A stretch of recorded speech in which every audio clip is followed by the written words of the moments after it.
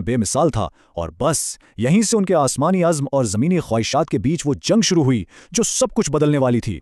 तो इस औरत ने उनकी ख्वाहिश पूरी करने के बदले में 3 शर्तें रख दी और हर एक शर्त एक बड़ा कबीरा गुनाह थी। पहली, बुत परस्ती करो। दूसरी, किसी का कत्ल करो। या तीसरी, शराब पी लो। उनके पास कोई चौथा रास्ता था ही नहीं। आप जरा सोचिए, क्या मुश्किल फैसला होगा जब 3 इतने बड़े, इतने खौफनाक गुनाहों में से किसी एक को चुनना पड़े। तो दिमाग मंतिक ढूंढने लगता है ना कि चलो इनमें से सबसे कम बुरा कौन सा है। उन्होंने भी बिल्कुल यही किया और सबसे छोटे गुनाह को चुनने की कोशिश की।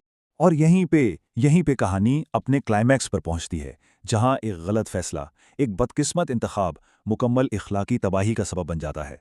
शुरू में तो उन्होंने बहुत इनकार किया, सख्ती से मना किया, लेकिन आखिरकार ख्वाहिश गालिब आई गई। उन्होंने शराब पीने का फैसला कर लिया। क्यों? क्योंकि उन्हें लगा कि ये बाकी 2 गुनाहों यानी कत्ल और बुत परस्ती से कम संगीन है।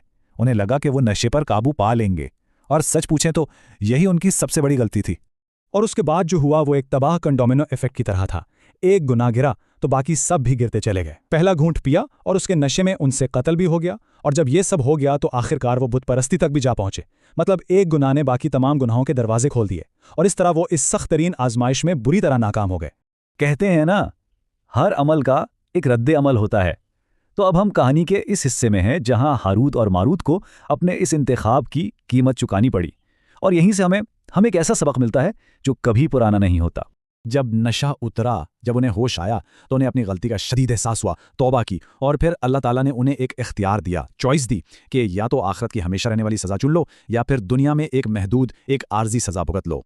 जाहिर है इन्होंने दुनिया की आर्जी सज़ा को आखिरत की हमेशा की सज़ा पर तरजीह दी, और इसके नतीजे में उन्हें बाबिल के कुएं में क़यामत के दिन तक के लिए उल्टा लटका दिया गया। ये उनके ज़वाल की एक ऐसी याद दहानी है जो आज भी कायम है। और देखें इस वाक़े की अहमियत कितनी ज़्यादा है कि इसका जिक्र खुद कुरान पाक में सूरतुल बकरा में मौजूद है। तो ये बात साफ हो जाती है कि ये सिर्फ कोई सुनी सुनाई कहानी नहीं, बल्कि ये एक इल्हामी तनबीह है, एक वार्निंग है। तो फिर इस पूरी कहानी का सबक क्या है? मॉरल ऑफ द स्टोरी क्या है? बहुत सीधा और साफ है कि जब ख्वाहिशात हावी हो जाएं तो फिर कोई भी मखलूक हो, इंसान हो या कोई और, उसके फिसलने का इम्कान बहुत बढ़ जाता है। इसलिए हमेशा हिदायत और सब्र की दुआ करनी चाहिए।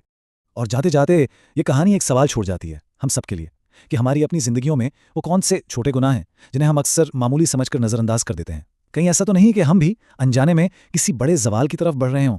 ये एक बहुत गहरी सोचने वाली बात है।